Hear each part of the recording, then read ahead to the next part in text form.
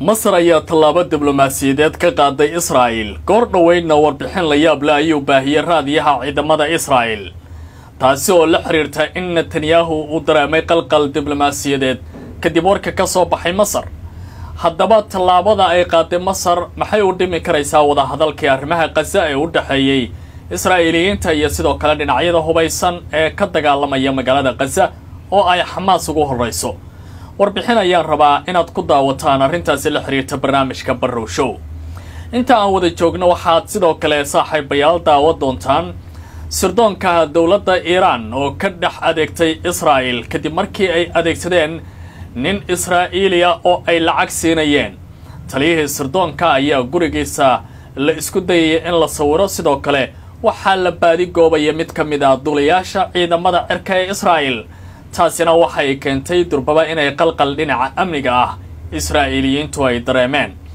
Iran qarashaadka arrintaasi ay ku bixinaysay ilaa iyo hadda intee ayay gaarayaan warbixin ayaad ku daawa doontaan arrintaasi la xiriirta barnaamijka caawa sidoo kale waxaan rabaa inaan idinla wadaago magaalada Haifa oo ka dhacay dhimasho iyo dhaawac kadib markii nin hubaysan oo Falastiini ah laakiin dhalashada Israa'iil haystay oo weerar halkaasi ku qaaday laba weerar oo kala duwan ayuu ninkaasi geystay sida goor dhaweyd uu ku warramay wargeys ka soo baxa gudaha Israa'iil oo Haaretz lagu magacaabo Cabdilcasiis Barrow ayaan ahay qodobadaasi iyo kuwa kale oo ku saabsan diblomaasiyadda amniga iyo waliba siyaasadda bariga dhexe ayaan idinla wadaagayaa fadlan haddii aad nagu cusub tahay waddan diblomaasiyadeed ee lagu qoray waxaana si weyn loogu dhaliilay nidaamka Netanyahu uu hogaamiye ee Israa'iil arrintan ayaa Masar waxa ay kaga hadashay weerarada duleedka magaalada Dimashq ay ku qaadeen ciidamada Israa'iiliyiinta ee xagga cirka ah iyo sidoo kale dhaqdhaqaaqyada ciidamada Israa'iil ay sameynayeen maalmihii la soo dhaafay dawladda Masar waxa ay ku tilmaantay tallaabada Netanyahu uu ku dhaqaaqay ciidamadiisa isaga oo adeegsanaya inay tahay wax qalbi jab ku noqonaya guud ahaanba dunida si gaar ah wadamada Carabta oo ay Masar ugu horeyso waxa ay tilmaantay inay Qaahira arrintaasi fiirsan karin sida lagu qoray war-saxaafadeedka luqadii ugu adkayd oo diblomaasiyadeed ayaa war-saxaafadeedkan lagu dhigay tan oo durbaba guux iyo cara ka dhaxdhalisay gudaha Israa'iil raadiyaha ciidamada Israa'iil oo ah kan ugu afka dheer warbaahinta Israa'iiliyiintu ay adeegsadaan ayaa goor dhow baahiyay in Netanyahu saaxiibada ku dhow ay bilaabeen in arrintan si gaar ah ay u eegaan Masar ma sheegin tallaabo military inay qaadayso haddii Israa'iil ay sii wado duqeymaha dhinaca Syria ay ku haysay waliba dawladda ay hogaamiyaan hay'atu tahriir ash-Sham ee Ahmed Sharac madaxda uu ka yahay sidoo kumeel gaarka ee hadda fadhisa Dimashq taladana kala wareegtay dictatorkii muddada dheer joogay talada waddanka Syria ee Bashar Hafid al-Assad oo 8 bishii Maarso ee sanadkaynu ka soo gudubnay talada laga tuuray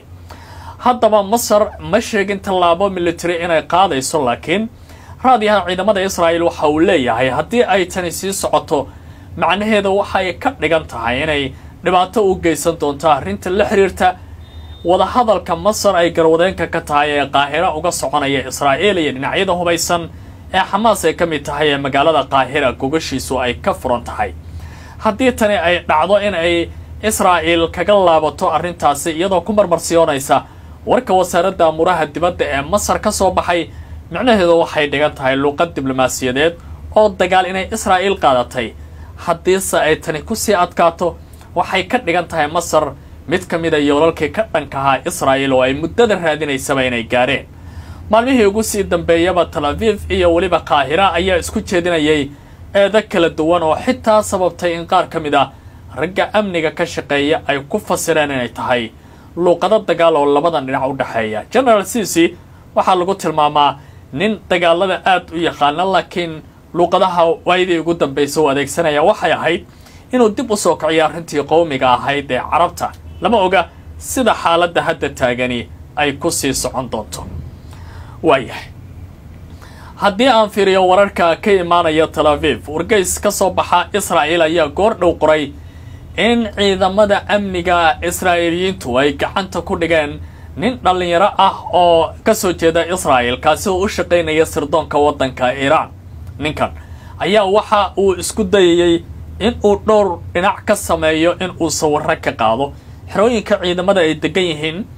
taliyaha hay-adda nabadgeliyada Israel guriga uu degan yahay iyo sidoo kale inuu soo helo nin duuliye ah oo ciidamada cirka Israel ka tirsan kaasi oo isna la rabay inuu la shaqeeyo dawladda Islaamiga ee Iran. hadalkan marka uu soo baxay durbaba waxa si kala duwan u tabinaya warbaahinta adduunka waxaana ay muujinaysaa baaxadda sirdoonka Iran uu leeyahay in xitaa uu shaqaalaysiiyo dad Israa'iiliyiin oo kala shaqeeya damacooda ku aadan in ay ka aarsadaan